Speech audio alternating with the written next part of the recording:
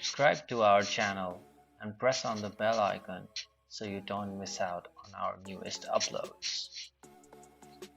Hi everyone, welcome to another video.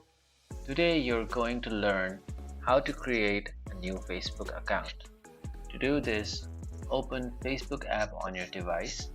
You can see a create new account button on the bottom. Press on it.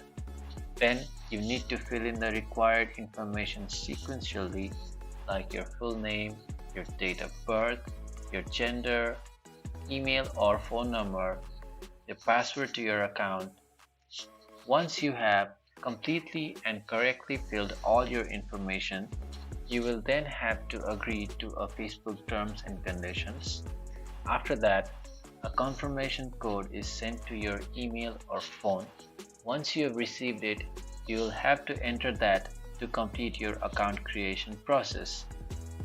Once your account creation process is completed, you will be redirected to your new Facebook account. In this way, you can easily create a new Facebook account. If you found this video helpful, do not forget to drop a like, and we'll see you in the next one. Thank you for watching.